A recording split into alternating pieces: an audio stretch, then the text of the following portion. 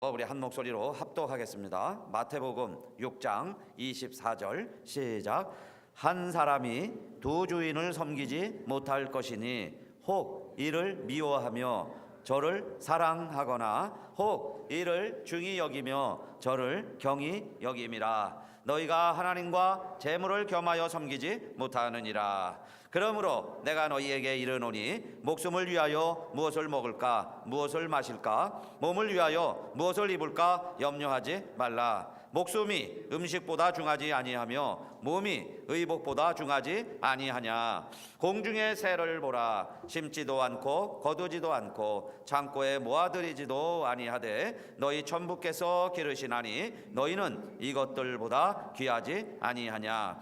너희 중에 누가 염려함으로 그 키를 한 자나 더할 수 있느냐. 또 너희가 어찌 의복을 위하여 염려하느냐. 들의 백합화가 어떻게 자라는가 생각하여 보라. 수고도 아니하고 길쌈도 아니하느니라. 그러나 내가 너희에게 말하노니 솔로몬의 모든 영광으로도 입은 것이 이 꽃 하나만 갖지 못하였느니라. 오늘 있다가 내일 아궁이에 던지우는 들풀도 하나님이 이렇게 입히시거든 하물며 너희일까 보냐. 믿음이 적은 자들아. 그러므로 염려하여 이러기를 무엇을 먹을까 무엇을 마실까 무엇을 입을까 하지 말라. 이는 다 이방인들이 구하는 것이라. 너희 천부께서 이 모든 것이 너희에게 있어야 할 줄을 아시느니라. 너희는 먼저 그의 나라와 그의 의를 구하라. 그리하면 이 모든 것을 너희에게 더하시리라. 그러므로 내일 일을 위하여 염려하지 말라. 내일 일은 내일 염려할 것이요 한날 괴로움은 그날에 족하니라. 아멘. 존귀하신 우리 아버지 하나님 감사합니다. 이 거룩한 날 주님의 날 주께서 복 주신 날에 우리 성도들 같이 모여 영광의 하나님을 찬양하며 신령과 진리의 예배를 드리게 하시니 감사합니다. 이 시간 저희 가운데 임재하셔서 성령으로 충만하시고 기름 부어주시고 하나님의 말씀으로 우리 마음을 채우시사 우리가 주님의 형상을 닮아가는 축복된 시간 되게 하여 주옵소서. 예수 이름으로 기도하옵나이다. 아멘. 금요일부터 가정 부흥회, 그렇죠? 행복한 가정, 거룩한 가정, 그다음에 사명의 가정, 이런 제목으로 말씀을 나누겠습니다. 하나님께서는 우리 인간을 만드실 때 설계도를 가지고 계시고요, 만물도 다 설계도를 가지고 계시는데 가정을 만드실 때도 하나님의 설계도가 있습니다. 그냥 만든 것이 아니라 정확한 설계도를 가지고 만드셨습니다. 그런데 이 하나님의 설계도대로 운행을 하면 행복한 가정이 되는데 한국 사람들은 일반적으로 그 하나님의 설계도를 무시하고 한국의 전통인 샤머니즘과 불교와 유교 그런 전통으로 가정생활을 하죠. 그래서 가정이 행복하지 못합니다. 설계도대로 해야 됩니다. 여러분들이 아무리 좋은 차를 사더라도 그 설계도를 하지 아니하고 휘발유 넣는데 물 집어넣어버리고 오일 체인지 할 때 쓰레기 집어넣어버리고 그러면 아무리 좋은 차도 다 고장나고 못 가죠. 설계도대로 해야 됩니다. 우리 인생도 그렇습니다. 우리 인생도 하나님의 설계도대로 살면은 그 인생은 행복하고 멋있는 축복의 삶이 되는데 설계도를 벗어나면 어려운 삶이 닥쳐옵니다. 그렇죠? 우리 몸도 하나님 설계도로 만드셨어요. 저는 의사라는 입장에서 우리 몸을 보면 신묘막측하게 만드셨는데 그 설계도대로 우리 몸이 살아갈 때 우리 몸은 건강합니다. 그런데 그 하나님의 설계도를 벗어나면 우리 몸에 병이 오는 거예요. 그래서 설계도입니다. 우리 인생도 그냥 사는 것이 아니라 하나님의 설계도에 따라서 살면 축복이 옵니다. 그래서 하나님께서는 우리를 사랑하시고 우리를 위해서 놀라운 계획을 가지고 계신데 그 계획대로 순종하면은 우리 인생은 빛진 인생이 되고요. 그 계획을 벗어나서 내 멋대로 살면 우리 인생은 방황하게 됩니다. 저는 이제 여러 나라를 다니면서 이 가정 사역도 하고 청년 사역도 하고 여러 가지 특히 코리안 디아스포라의 가정들을 많이 보는데요.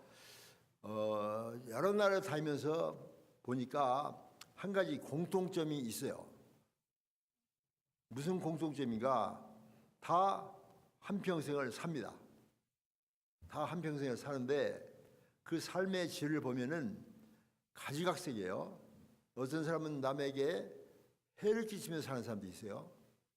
어떤 사람은 남에게 해도 끼치지 않고 이익도 주지 않고 나 혼자 우리만 잘 먹고 잘 산다 이렇게 사는 사람도 있고요.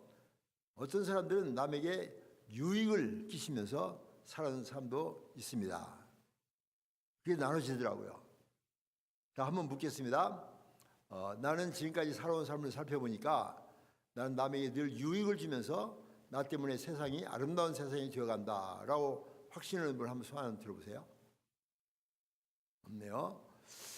나는 남에게 해도 안 끼치고 유익도 안 주고 그냥 평안하게 선량한 시민으로 우리 식구끼리 잘 산다. 그런 분? 없네요. 나는 남에게 해를 끼치면서 남을 괴롭히면서 남이 어려움 당하는 걸 보고 쾌감을 느끼면서 산다. 그런 분? 아무도 없네요. 나는 아무 생각 없이 산다. 나 지금 바쁘다. 암만 물어봐라. 손 드는가? 끝까지 손을 안 들어요. 아주 고집이 세요. 그렇지만 제가 이렇게 물어보는 이유는 생각해 보라는 겁니다. 여러분 지금 어떠한 삶을 살고 계십니까? 삶의 질이 지금까지 어떻게 살아왔는가 한번 생각해 보시고 지금부터 여러분의 인생이 어떻게 살 것인가. 그래서 오늘 제목이 어떻게 살 것인가. 여기에 초점을 맞추겠습니다. 그런데 어떻게 살 것인가를 알려면은 가장 중요한 오늘 마태복음 6장 24절의 말씀이 아주 중요한 말씀이에요. 여기서 선택을 해야 돼요. 보세요. 한 사람이 두 주인을 섬길 수 없고 이를 미워하거나 저를 사랑하거나 이를 중히 여기거나 저를 경히 여김이라. 너희가 하나님과 재물을 겸하여 섬기지 못하느니라. 이 말씀은 예수님께서 2000년 전에 하신 말씀입니다. 2000년 전에. 인생은 선택이라는 거예요. 예수님께서 말씀하시잖아요. 하나님이냐 재물이냐. 이 재물이란 말이 영어 성경에는 the money, 또 어떤 성경에는 만몬이라고 되어 있어요. 만모니즘. 돈이에요. 돈. 그 2000년 전에도 돈이 그렇게 귀했던 거예요. 그래서 하나님과 돈을 대칭구로 세우면서 선택하라 이것입니다. 선택하라. 예수님께서 챌린지 하십니다. 여러분은 어떤 선택을 하십니까? 유명한 불란서 실존 철학자인 사르트르가 그런 말을 했습니다. 인생은 B와 D다. B란 뭘까요? birth, B-I-R-T-H, 출생입니다. D란 뭘까요? death, D-A-T-H, 죽음입니다. 인생은 B와 D예요. 맞죠? B에서 D까지가 인생이에요. 그런데 이 B와 D 사이에 뭐가 있을까요? 그렇죠. 학교에서 공부할 때 잘하는 분들은 C, 금방 나오죠. C가 있어요. 근데 공부를 못하는 사람들은 B와 D 사이에 뭐가 있냐 했더니 한참 생각하더니 와가 있다는 사람이 와. B와 D 할 때 와가 있다는 사람이 있어요. 그런 사람 우리가 많이 돌봐줘야 됩니다. 하나님의 께서 우리 인생은 B와 D 사이에 C가 있어요. C는 뭘까요? C는 바로 초이스입니다. 초이스. 선택입니다. 선택. 우리 인생은 늘 선택하면서 살아요. 오늘 교회도 1부 예배 나올까 2부 예배 나올까. 그렇죠? 교회 나올 때 이 옷을 입을까 저 옷을 입을까. 선택 있죠? 그 의자 자리에 앉는 것도 앞자리에 앉을까 뒷자리에 앉을까. 앞자리는 금자리, 중간자리는 은자리, 저 뒷자리는 잠자리. 그것도 선택이에요. 우리는 끊임없이 선택입니다. 미국에 올까 호주에 갈까 유럽에 갈까 선택입니다. 미국에 와서도 이 캘리포니아에 있을까 저쪽 동부 뉴욕에 있을까. 캘리포니아에서도 뉴욕에 있을까 오렌지 카운티에 있을까 아니면 LA 있을까 오렌지 카운티에 있을까 아니면 온타리오 지역에 있을까. 그것도 선택입니다. 교회도 선택이에요. 이 교회가 저 교회. 여러분 끊임없이 선택입니다. 가장 중요한 선택 중에 하나는 배우자. 자기 남편, 자기 아내를 선택하는 거예요. 그렇죠? 여러분 선택하셨죠? 여러분 묻겠습니다. 나는 배우자를 너무나 잘 선택해서 은혜가 풍성하고 참 기쁘다. 이런 분 한번 손 들어보세요. 예. 나는 선택을 잘못해가지고 지금 힘들게 산다. 예, 저 한 분 있어요. 나는 그냥 아무렇게나 산다. 여러분 끊임없이 선택입니다. 모든 선택의 결과가 여러분의 모습입니다. 그런데 이 예수님께서 이 말씀을 하시면서 11절에 걸쳐서 많은 말씀을 하세요. 그런데 그 선택이 왜 그런 선택을 하는가? 그 뭔 일을 선택하는 거예요, 사람들이. 돈을 선택하니까 결론이 뭡니까? 걱정이 많은 거예요. 걱정, 근심. 그러면서 예수님께서 이 11절의 말씀 속에서 많은 말씀을 하시는데 가장 중요하게 repeat 하면서 말씀하시는 말씀이 있고 그런 단어가 있어요. 뭘까요? 그렇죠. 여기 보면 염려란 말이 6번이나 나와요. 6번. 25절에도 보면 염려하지 말라. 27절에도 염려함으로, 28절에도 염려하지 하느냐, 또 31절에도 염려란 말이 나오고요. 그 다음 34절에는 염려가 2번이나 나와요. 이 11절 가운데서 염려란 말이 6번이나 나오는 거예요. 여러분 인생살이를 하면서 여러분 끊임없이 염려하시죠? 돈 걱정, 자녀 걱정, 그렇죠? 건강 걱정, 모든 염려가 여러분을 감싸고 있어요. 뒤엎고 있어요. 그런데 예수님께서 말씀하시기를 그런 거 염려하지 말라. 공중나는 새를 보라. 들에 핀 백합화를 보라. 저들은 일하지도 않고 길쌈도 하지 않는데 하나님이 다 먹이시고 입히신다. 어째서 그런 것 가지고 염려하느냐? 솔로몬의 영광으로도 있고 살만 갖지 못하다. 하나님께서 너희들이 있어야 할 것을 다 아신다. 염려하지 마라. 이 믿음이 작은 자들아 책망하십니다. 왜 염려했냐? 내가 알아서 할 텐데. 이 믿음이 작은 자를 책망하시면서 가장 결론에 중요한 말씀이 이 33절에 나와요. 그런즉 therefore 그런즉 너희는 먼저가 뭔지 최우선순위입니다. 가장 중요한 일, 최고의 목적, 최고의 의미, 가장 중요한 일은 하나님 나라와 하나님을 구하라. The kingdom of God and His righteousness. 하나님 나라 하나님을 구하라. 그리하면 이 모든 것, 먹을 것, 입을 것, 마실 것, 모든 염려, 걱정, 근심을 하나님께서 다 처리해 주시리라, 채워 주시리라, 염려하지 말라. 이렇게 예수님께서 말씀하셨어요. 그런데 여러분 이 말씀대로 사십니까?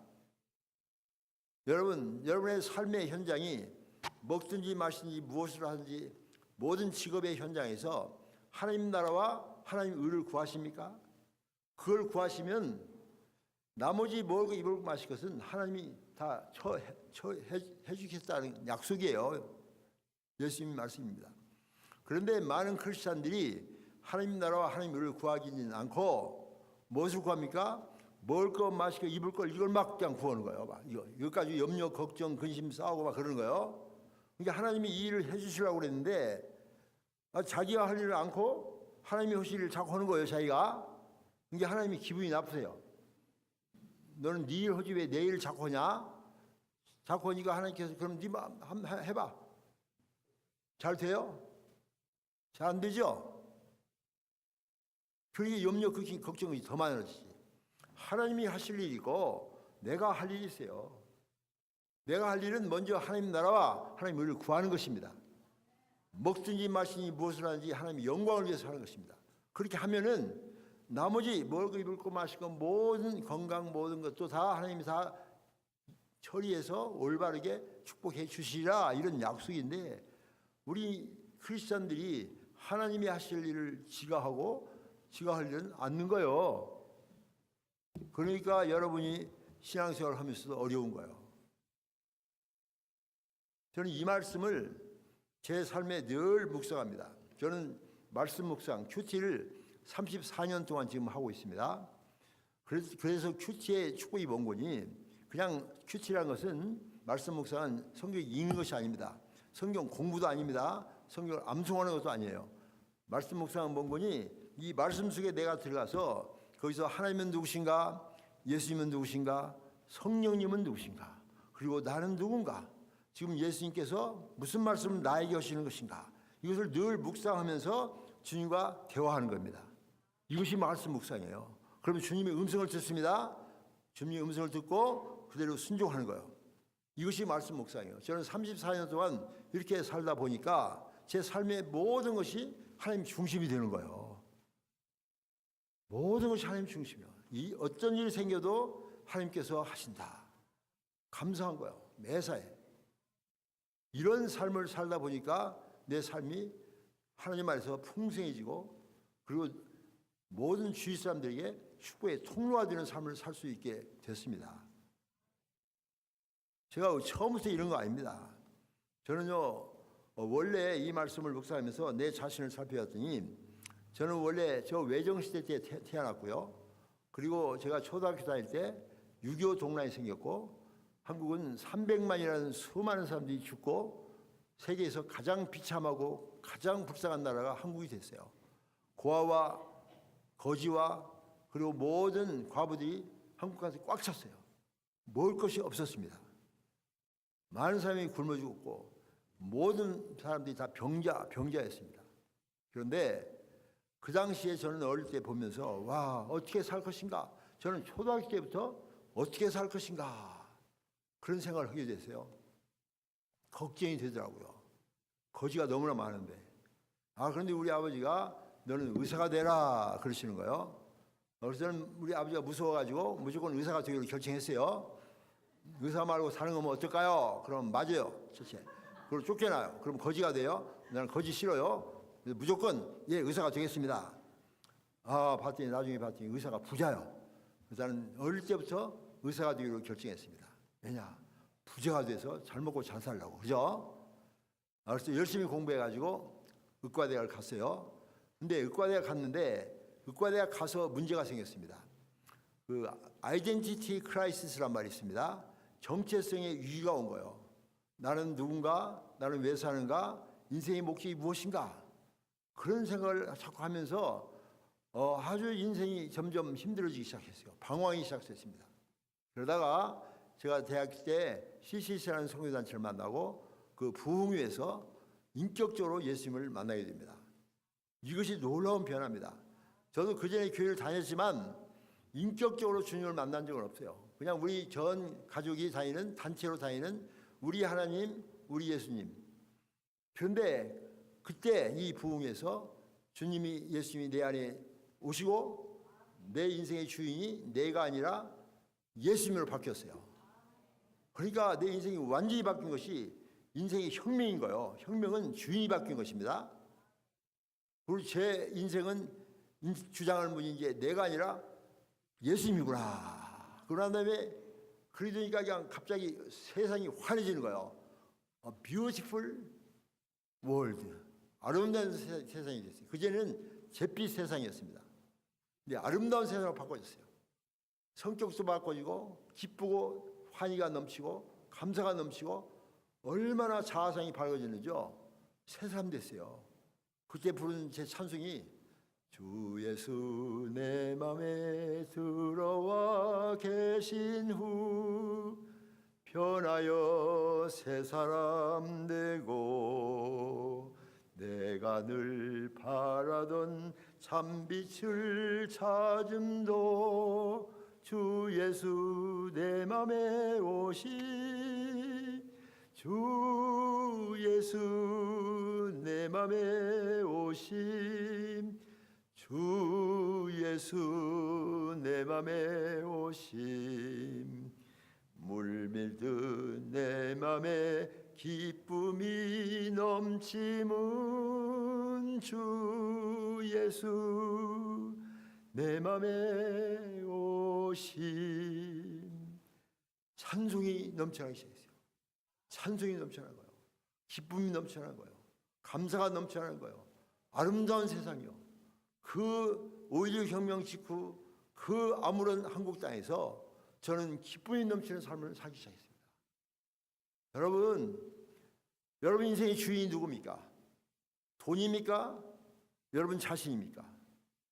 나는 그전에 교회를 다녔어도 내 자신, 돈이 내 인생의 주인이었어요. 그런데 그날 그 의학과 2학년 때 예수님을 만나고 내 인생의 주인이 예수님이 된 거예요. 그러고 나니까 말이죠, 미래가 걱정이 없어. 왜냐하면 천지만물을 창조하시고 무소부지하시고 전지전능하신 하나님이 My Father, My Lord. 얼마나 기뻐요. 그 가난한 한국 땅에서. 그 다음부터 저는 전도가 시작됐습니다. 예수를 안 믿는 사람이 너무나 불쌍한 거예요. 저것들 왜 사는가? 저 지옥 가는데. 그래서 막 전도를 하기 시작했어요. 학과 시간에 중간에 쉬는 시간에 칠판에다가 주 예수를 믿어라. 그럼 너와 내 자신 가족이 구원을 받으리라. 그래서 나는 대학교 때부터 그냥 전도사가 됐어요. 예수 믿는 것은 특권입니다. 예수 귀한 예수 믿음 주소서. 기쁨이 넘치는 거예요. 그때 이제 제 꿈이 바꿔졌습니다. 옛날에는 의사가 돼서 돈 많이 벌고 잘 먹고 잘 살고 좋은 차 좋은 집 사고 떵떵거리며 살고 세계 여행도 하고 그렇게 살면서 멋있게 인생을 살겠다. 그런데 그런 생각이 전부 다 쓰레기예요. 쓰레기. 그 다음 내 마음에 소망이 본 거니 예수님의 소망이 예수님의 소원이 내 소원이 됐어요. 예수께서 말씀하셨죠. 너희는 가서 모든 족속으로 제자를 삼아 아버지와 아들과 성령의 이름으로 세를 주고 내가 너희 분부한 모든 것을 가르쳐시키게 하라. 볼지어다 내가 세상 끝날까지 너희와 항상 함께 있으리라. 오직 성령이 너희에 임하시면 너희가 권능을 받고 예루살렘과 온 유대와 사마리아와 땅끝까지 이르러 내 증인이 되라. 너는 온 천하에 다니며 이 복음을 전파하라. 아버지께서 나를 보내신 같이 나도 너희를 보내노라. 이 말씀이 제 마음에 확 와닿으면서 주님, 예수님, 지금부터는 다르게 살겠습니다. 본격적으로 이 복음을 위해 살겠습니다. 결심했습니다. 인생의 목적이 바꿔진 거예요. 돈에서 오늘 예수님께서 말씀하신 하나님 나라, 마이 드림이 킹덤 드림으로 바꿔졌습니다.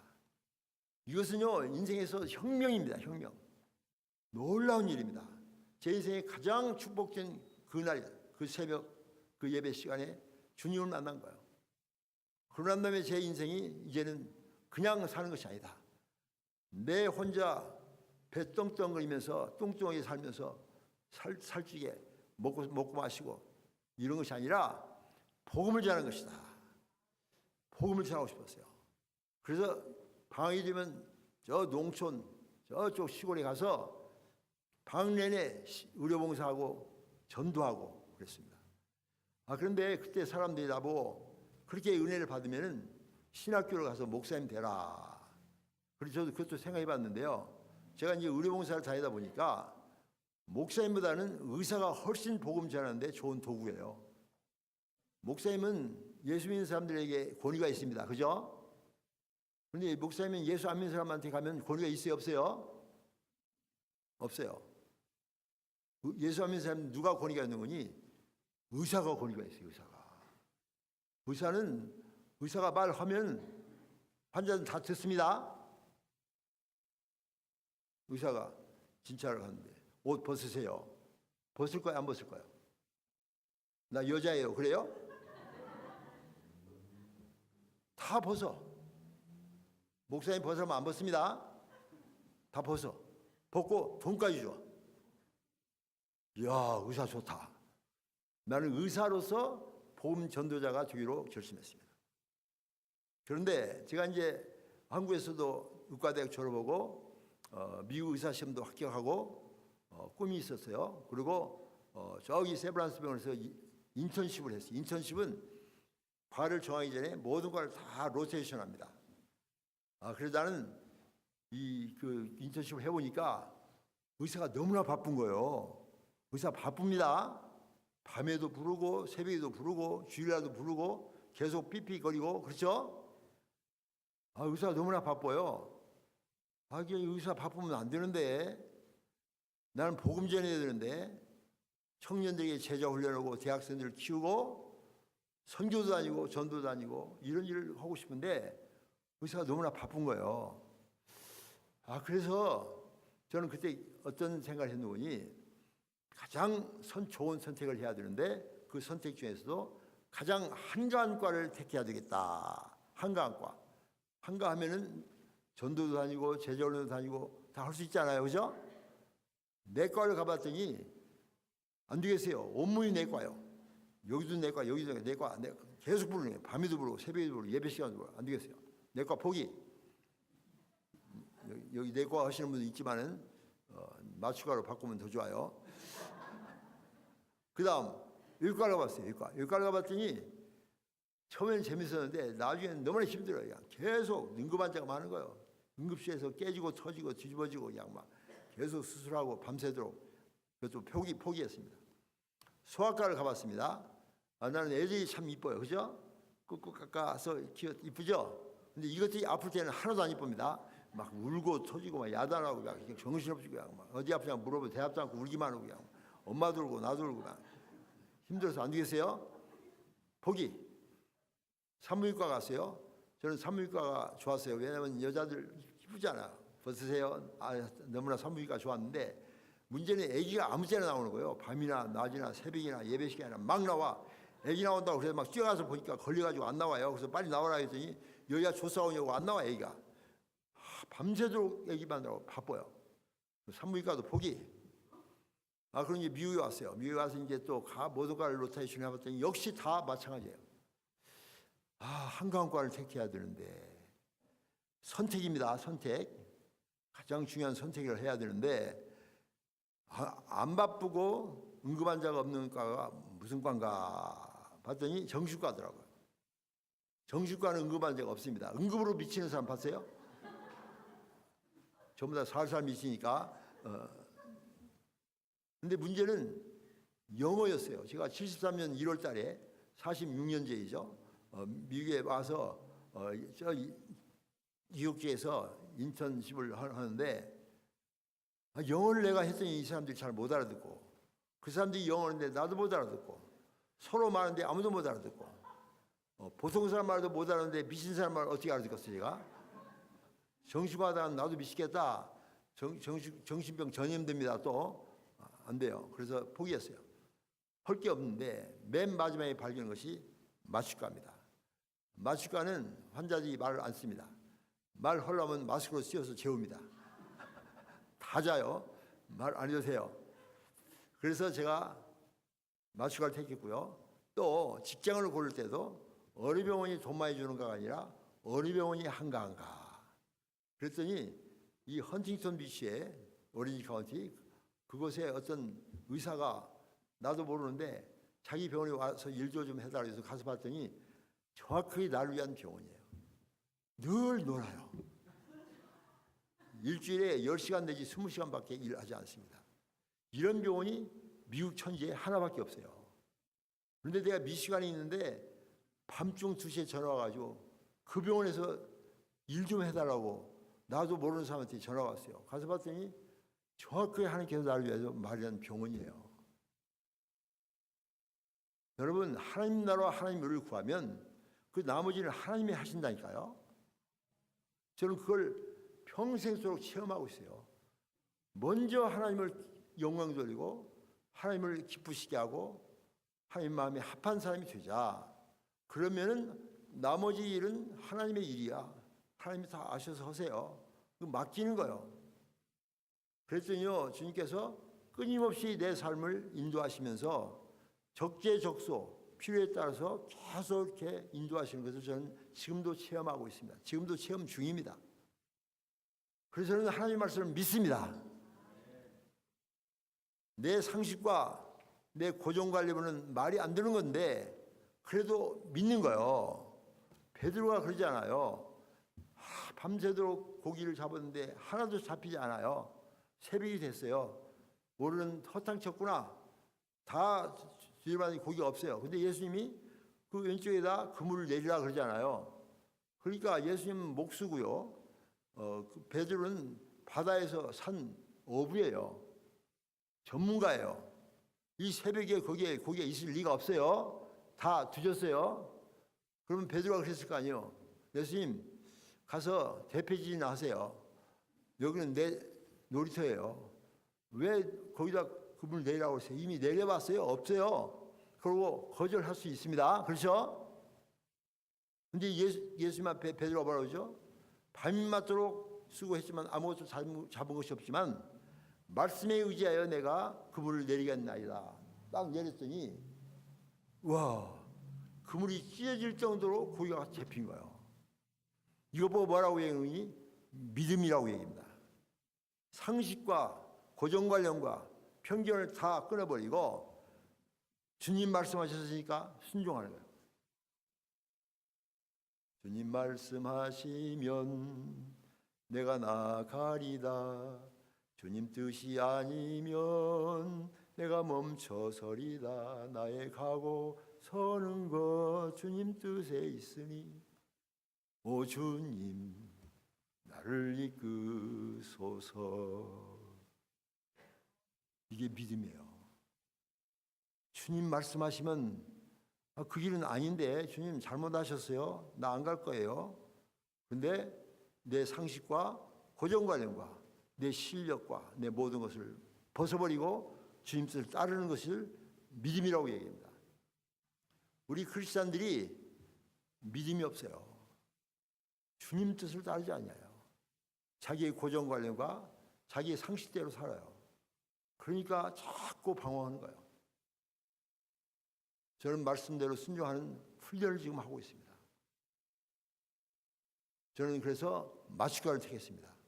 1973년도 지금부터 45년 전 마취과를 택할 때 마취과는 미국에서 가장 인기 없는 과였습니다.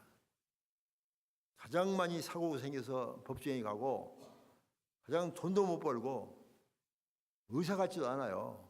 그래서 내가 한국에다가 우리 부모님에게 마취과를 선택했습니다. 그랬더니요 답장이 오셨어요. 왜 미국까지 가서 의사가 하는 일을 하지 왜 간호사가 하는 일을 하냐. 옛날에는요 간호사들이 마취했어요. 마취고 의사가 없었습니다. 한국에.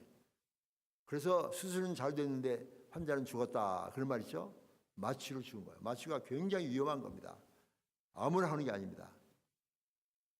그런데도 불구하고 저는 가장 3D 잡 가장 싫어하고 남들이 원치 않는 과 마취과를 택했습니다. 왜? 복음을 위하여. 이겁니다. 복음을 전하는데 가장 좋은 과요. 늘 놀고 자기 환자도 없어요. 여러분 마취과 오피스 봤어요? 마취 받으러 오세요. 그런데 봤어요? 없습니다. 마취과는 전부 외과 의사들 환자들만 재웠다 깨웠다 보내면 환자들은 얼굴도 기억 못해요. 빵모자 쓰지 마스크 쓰지 또 병원 가자마자 수사하니까 해롱해롱하지. 나올 때는 더 해롱해롱하지. 마취과에서 기억하는 사람 아무도 없어요. 근데 저는 인기도 소용없고 돈도 소용없고 내 특기나 취미도 소용없고 오직 예수 그리스도의 복음, 십자가의 복음 그것을 전하는데 그래서 마취과를 택했습니다. 그리고 이제 레지던트 다 마치고 미시간에 들렸다가 캘리포니아에 왔어요. 그 캘리포니아 헌팅비치의 병원이 나를 부르는 거예요. 내가 모르는 사람인데 가서 봤더니 정확하게 나를 위한 병원이에요. 정확하게. 그런 병원이 미국에 없었습니다. 늘 놀아요. 우리 아내가 나 뭐라고 하니 당신 하루는 놀고 다음날은 쉬네. 그러면 노는 것도 힘들어. 다음날 쉬어야 돼. 그렇게 놀아요. 그래서 일주일에 10시간 내지 20시간밖에 일을 안 했어요. 주중 월화수목금 오전만 일하고 그것도 중간만 빼먹고 오후는 일이 하나도 없고 밤에도 없고 주말 근무도 없고 당직도 없고 아무것도 없어요. 이런 병원이 있습니까? 그런데요 그렇게 하면 돈을 못 벌 거 아니에요? 그런데 돈을 많이 주는 거예요. 병원에서. 이게 왜 이렇게 많이 주냐고 그랬더니 제가 마취과 선택할 때는 가장 돈 못 버는 과 가장 인기 없는 과였는데 제가 캘리포니아에 와서 마취과를 딱 개업할 때 최고로 인기 있는 과 최고로 돈 많이 버는 과로 바꿔줬어요. 왜냐하면 맞추가를 너무도 아무도 안 하니까 숟가락을 막 높여주고 또 막 계속 사고가 많이 생겼는데 컴퓨터가 나왔어요. 컴퓨터. 그래서 모든 환자를 모니터링을 해버리니까 사고가 일체 생기지 않는 거예요. 저는 30몇 년 동안 마취과 의사를 했는데 한 번도 사고를 낸 적이 없어요. 법정에 가본 일이 한 번도 없습니다. 위험한 순간은 몇 번 있었지만 그때마다 주님이 다 해결해 주셨어요. 그러니까 마취과 의사가 너무나 좋은 거예요. 그러니까 그냥 마취가 최고로 인기 있는 과로 바꿔줬어요. 돈을 너무나 많이 줘서 이거 어떻게 할 줄 모르겠더라고요. 왜 이렇게 돈을 많이 주지? 내 친구 소아과 의사보다도 4배나 돈을 많이 받아요. 그냥. 그래서 이거 어떡하지? 그랬더니 텍스 로이어가 돈을 많이 벌면 텍스를 50% 내야 되니까 절세를 하라고. 그래가지고 어떻게 하냐고 그랬더니 큰 집을 사래요. 그래서 NIM에 큰 집을 샀어요. 수영장도 있고 사우나탕도 있고 아주 좋은 집입니다. 그 집을 샀고 그 다음 또 뭐 이것도 저것도 그냥 그 텍스 로이어가 하라는 대로 적법하게 사기치는 것이 아니라 적법하게 텍스를 전락하면서 부자가 됐습니다. 저는 전혀 부자를 추구한 일도 없고 돈에 관심이 없어요. 먹고 살면 돼요. 돈은 그냥 주시는 거야. 그때 제가 깨달은 말씀이 뭐니? 너는 먼저 하나님 나라 하나님 의를 구하라. 그리하면 이 모든 것을 너에게 더하시라는 말씀이 그대로 내 삶 속에서 이루어지더라고요. 말씀대로 이루어지는 거예요. 근데요, 저는 그 집에 한 얼마 있다가 팔아버렸습니다. 왜냐하면 수영장 10년 동안 한 번도 안 들어갔습니다. 여러분 수영장 만들지 마세요. 내가 만들어 봤는데 귀찮아요. 수영장 청소하고 막 그냥 관리하느라고 힘들어요. 수영장 만들지 마세요. 수영장 만들 돈도 없겠지만은 사우나탕, 뭐로 사우나탕을 만듭니까? 있는 데는 그냥 밖에 서 있으면 사우나탕이요. 그렇죠? 내가 여름에 있는 데 왔더니 진짜 사우나탕이더라고. 그럼 뭐로 만듭니까? 싹 팔아버렸어요. 팔아버리고 조그마한 콘도를 사왔어요. 그리고 이제 사역을 시작한 거예요. 제자 훈련도 받고 큐티하고 방송도 하고 부부생활 세미나 시작하고 부부생활 세미나 시작한 지 올해가 30년이 됐습니다. 저와 제 아내를 통해서 회복된 가정이 굉장히 많습니다. 5대양 6대주에 있습니다. 저는 3명의 가정이라고 생각합니다. 우리 가정만 행복하면 안 됩니다. 더 나아가야 돼요. 우리 가정이 행복할 뿐더러 이제는 나아가서 제 주위에 있는 모든 분들에게 행복을 나눠주는 축복의 통로. 아브라함이 그랬잖아요. 너는 복의 근원이 될지라. 우리 크리스찬들은 복의 근원이 돼야 됩니다. 그렇게 살면서 계속 복음을 전했는데 병원이 한가하지만 휴가를 3개월 갔어요. 그래도 모자라요. 그래서 6개월 휴가를 갔어요. 그랬더니 원장이 오더니 암만 병원이 한가하지만 6개월 휴가가 너무나 심하다. 더 휴가를 가려면 다른 병원을 한번 알아봐라고 그러더라고요. 기도했죠. 하나님, 사역은 점점 많아지고 5대양 6대주 코리안 디아스포라는 교회에 막 초청을 하고 와달라고 부탁을 하는데 어떻게 했으면 좋겠어요? 그랬더니 하나님께서 즉각 응답해 주셔가지고 병원이 더 한가해져 버렸어요. 환자가 안 와요 이제. 왜냐하면 그와 같은 병원들이 그 주위에 많이 생겼어요. 그러니까 다 흩어지니까 환자가 안 오는 거예요. 그래서 8개월 휴가를 갔죠. 전 세계를 다녔습니다. 그것도 모자라요. 그래서 지금부터 15년 전에 1년에 12개월 휴가를 가기로 결정하고 의사를 그만둬 버렸습니다. 이제 본격적으로 복음을 전하는 의사가 되자. 저는 지금 전 세계를 다니고 있어요. 2주일 전에 제가 한국에서 6개월간 집회를 하고 2주일 전에 왔어요. 오자마자 지금 4군데에서 집회를 하고 있고 계속해서 집회가 있습니다. 그리고 또 한국에 가고 또 내년 3월달, 2월달, 3월달은 계속 또 외국에 나갑니다. 내가 보니까요, 한국이 본거지가 됐어요. 나는 미국이 세계의 중심인 줄 알았더니 지도를 놓고 가만히 보니까 미국은 완전히 외딴섬이에요. 땅이 좀 커서 그렇지 어디 가려면 태평양을 건너야 되고 대서양을 건너야 되고 12시간 이상 가야 돼. 그죠? 근데 한국은 지도를 보니까 한국이 중심지다니까요. 필리핀을 갔더니 필리핀 가는데 3시간 40분 걸리더라고. 저 베트남 가는데 4시간, 태국 4시간 반 이렇게 걸리더라고. 와, 그래서 제가 한국에다가 베이스 캠프를 옮기고 지금 전 세계를 다닙니다. 왜? 복음을 전하는 거죠. 그러면 그 많은 비행기표를 타고 다니면 비행기표를 어떻게 하느냐? 아무도 나한테 비행기표를 주는 사람이 없어요. 목사님은 좀 주는데 저는 의사라고 안 줘요. 자비량입니다. 자비량. 전 세계를 다니면서 우리 자녀들에게는 너희들이 줄 돈이 없어. 아빠는 엄마는 둘이 같이 다니면서 복음을 전할 거야. 자비량 선교를 하고 있습니다. 얼마나 감사한지 몰라요. 그러니까 막 아프리카에서 계속 오래요. 계속 오래요. 여기 계속 오래요. 왜냐하면 자기들은 비행기표도 안 주고 돈도 안 주니까 말만 하면 되니까 저는 갑니다. 기회가 되면 갑니다. 가서 복음을 전합니다. 왜 그렇습니까? 이것이 바로 우리 예수님께서 나를 구원하신 예수님께서 나에 주신 지상명령이에요. 하나님의 뜻이에요. 저는 그래서 지금 완전히 이제 세계를 다니면서 복음을 전하는 사람으로 됐어요. 이것은 내가 계획한 것이 아닙니다. 하나님께서 이렇게 만드셨어요.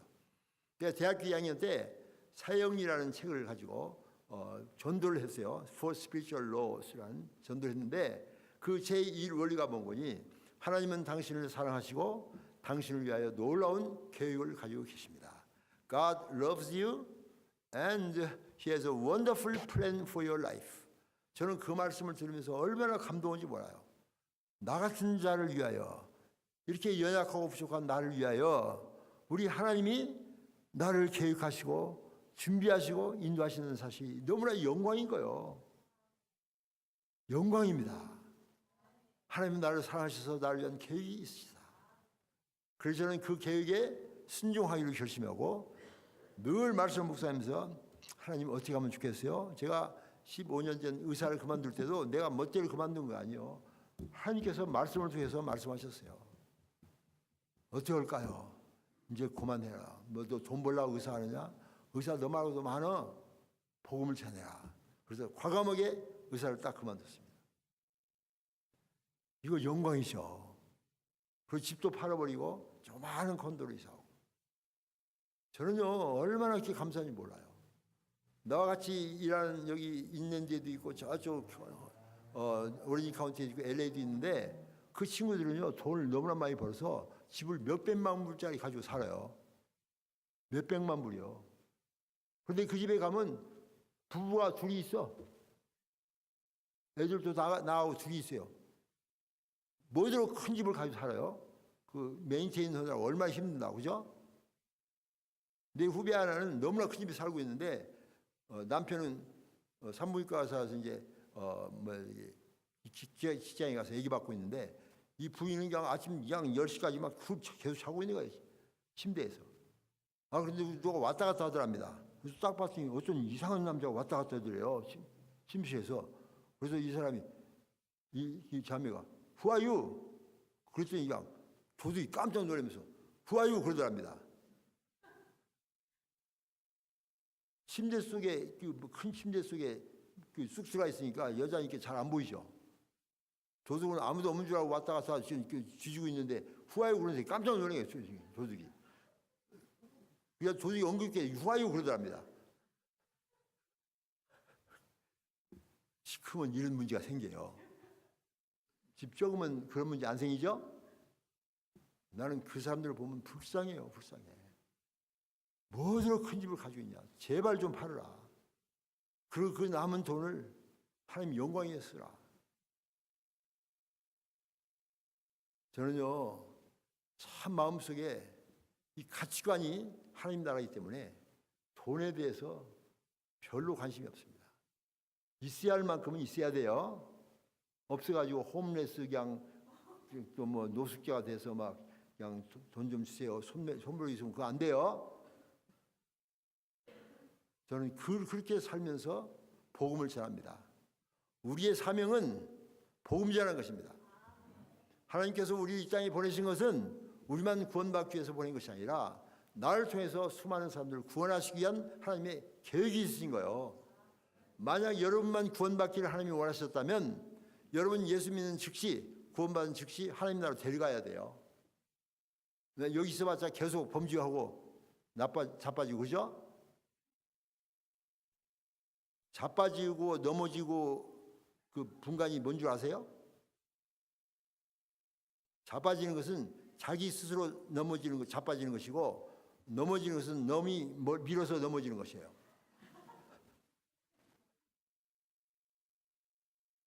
그런데 우리 이 땅에 남겨주신 이유는 We have a mission to witness Jesus Christ.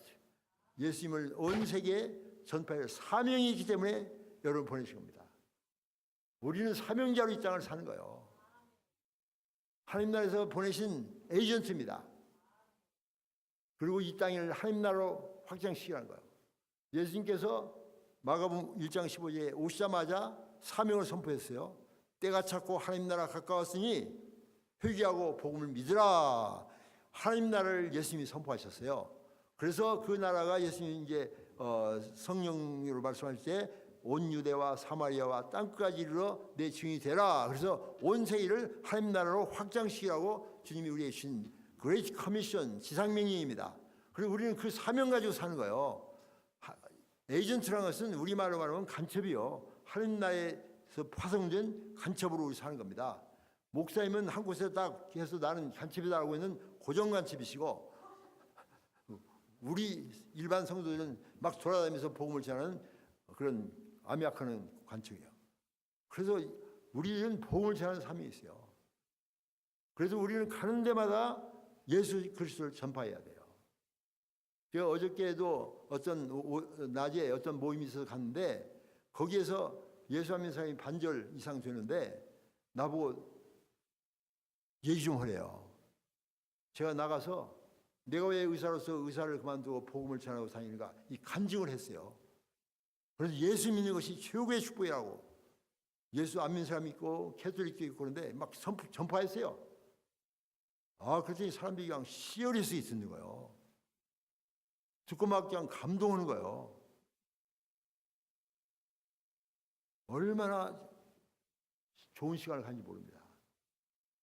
여러분, 우리 크리스찬들은 성경을 읽고 하나님을 알고 하나님과 교제합니다. 근데 넌 크리스찬들은 성경을 안 읽습니다. 넌 크리스찬들이 읽는 성경은 우리 크리스찬들입니다. 우리들을 보고 그 사람들은 하나님을 아는 거예요. 그러니까 여러분들이 이 삶의 현장에서 복음을 전해야 됩니다. 예수 믿는 사람이 되셔야 됩니다. 저는 골프도 가끔 치는데요. 골프 칠 때도 저는 계속 찬송을 부르면서 골프 쳐요. 계속. 골프도 참 저는 보면은 굉장히 성경적인 운동이다 생각합니다. 왜냐? 표대를 향하여 좌루나 우루나 치우치지 말고 표대를 향하여 비록 사망이 음침한 벙커나 물에 빠진다 할지라도 해바돈을 주의해야 하실 것은 다음 홀이 있습니다. 표대를 향하여 계속 찬송을 갔더니 거기서 저는 제자훈련 구를 만들었어요. 그래서 전도를 하니까 성경꿈에서 제자훈련 구를 만들어가지고 예수를 안 믿는 사람이 나하고 제자훈련을 한 다음에 장로가 되고 선교사가 됐어요. 또 골프 끝나고 나면 막 식당에 가서 막 술 먹고 그러잖아요. 나는 그래서 선포합니다. 나는 크리스찬입니다. 술 안 먹습니다. 그래서 처음에는 막 왕따를 하더라고요. 다른 사람 예수 믿으면 다 먹더라. 너도 먹어라. 나는 크리스찬이야. 나는 안 돼. 사이다 한 명 갖고 와. 세븐으로 갖고 와. 그때 처음에 왕따를 시더니 다음에는 뭐라고 하니 모임에 갔더니 뭐 맥주 몇 병, 몇 병 막 하더니 세븐업 하나. 이 박장로는 술 안 먹어. 저들이 나를 보호하는 거예요. 우리 크리스찬들은요 어느 곳에 가든지 크리스찬이어야 됩니다. 여러분들은 넌 크리스천들이 있는 성경이에요. 여러분 얼굴 속에서 성경 말씀이 튀어나와야 돼요. 너를 보니까 내가 예수를 믿고 싶다 이렇게 해야지, 너 때문에 내가 예수 안 믿어 하면 큰일 납니다. 그게 바로 우리 크리스천의 사명입니다. 너희는 세상의 빛이라. 빛이 말 안에 있으면 캄캄해서 아무 필요가 없지만은 등경 위에 높은 데 세워지면은 너로 인하여 온 세상이 밝은 세상이 된다. 그게 바로 영향력입니다. 우리는 세상에 임팩트를 줘야 됩니다. 세상을 변화시키는 세상에 임팩트를 줘야 할 사명이 우리 크리스천에 있어요. 먹든지 마시든지 무엇을 하든지 하나님의 영광을 위해서 해야 됩니다. 우리가 삶의 현장이 바로 복음의 현장이에요. 그래서 로마서 12장 2절 보면 너는 이 세대를 본받지 말고 오직 마음을 새롭게 함으로 변화를 받아 하나님의 선하시고 기뻐하시고 온전한 뜻이 무엇인지 분별하도록 하라. 우리는 변화되셔야 됩니다. 저는 이번 금, 토 3일간 집회를 하면서 그 집회에 참석을 계속하신 분들은 반드시 변화된다고 믿습니다. 변화에는 두 종류가 있습니다. 첫 번째는 영어로 change가 있고요. 두 번째는 transformation입니다. 로마서 12장 2절이 그거예요. Don't conform the pattern of this world. 이 세대의 패턴을 본받지 말고 don't conform. By renewing your mind. 마음을 새롭게 함으로 new, 새로운 마음으로 됨으로 be transformed. conformer가 아니라 transformer. 우리 크리스천들은 컨포머가 되면 안 됩니다. 세상에 동화되면 안 되잖아요. 동화되면 안 되고 우리는 세상에 트랜스포머, 세상을 변화시키는 사람이에요. 여러분이 직장에 있든지 회사에 있든지 심지어 구멍가게를 하든지 무엇을 하든지 여러분이 그 현장에서 세상을 변화시키는 트랜스포머가 돼야 돼요. 온도계가 아니라 서모스타트, 온도 조절기가 돼야 됩니다. 서모메타가 아니라 서모스타트. 온도계는 몇 도라고 알려지만 서모스타트는 온도를 조절해요. 그죠? 여러분 세상을 변화시켜야 됩니다. 그 사명이 있어요.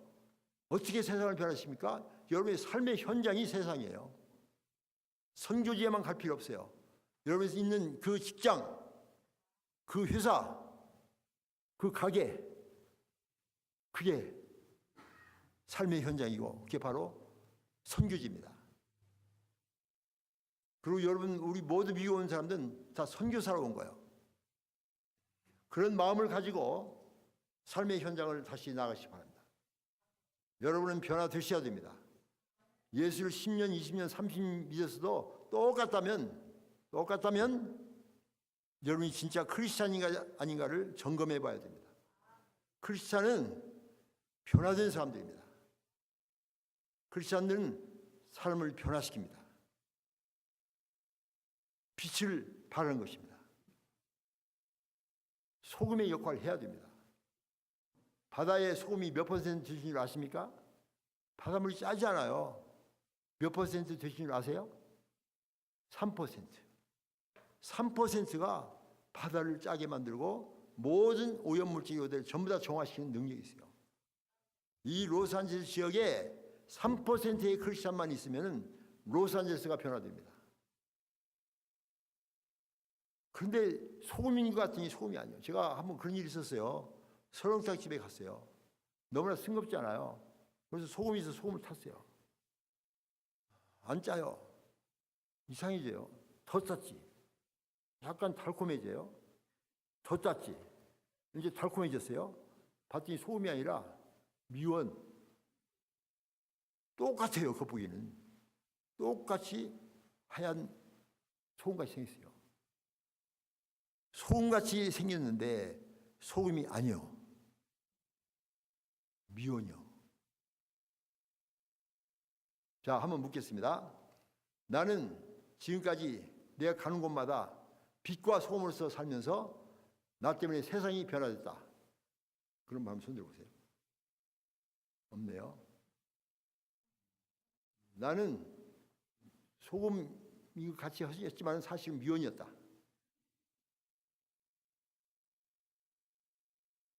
아무 생각 없이 그냥 산다. 나 지금 바쁘다. 암만 물어봐라. 손 드는가. 끝까지 손하는 거예요. 제가 이렇게 말씀드린 이유는 여러분 생각해 보시기 바랍니다. 지금까지 어떻게 살으셨든지 간에 오늘부터 시작해야 돼요. 우리는 체인지만 되면 안 됩니다. 트랜스포메이션 돼야 돼요. 그럼 체인지와 트랜스포메이션 똑같이 변화인데 무슨 차이 있을까? 우리 자매님들은 지금 체인지 돼가지고 오셨어요. 아침에 일어나서 두드리고 바르고 높이고 훅가시 놓고 체인지 되시죠? 근데 집에 샤워해봐요. 원 상태로 되돌아갑니다. 그것 보고 체인지라고 합니다. 트랜스포메이션은 완전 화학 변화가 일어나는 거예요. 새로운 사람이 되는 거예요. 고린도후서 5장 17절 누구든지 그리스도 안에 있으면 새로운 피조물이라. 이전 것은 지나갔으니 보라 새 것이 되었다. 변화된 삶을 사셔. 그래서 어떻게 살 것인가? 오늘 결론입니다. 어떻게 살 것인가?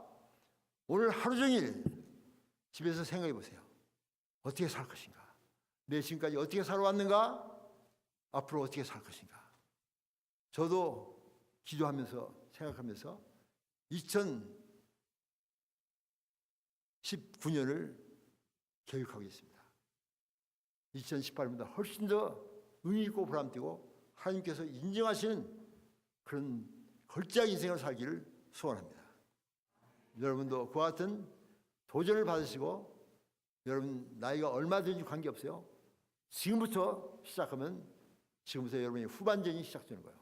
전반전에 죽었다 할지라도 후반전에 역전의 인생을 살 수가 있습니다. 맞죠? 한국 축구는 대개 보면 전반전에 쉬고 후반전에 역전하더라고요. 역전의 인생을 사시는 여러분이 되시길 바랍니다. 기도하겠습니다. 하나님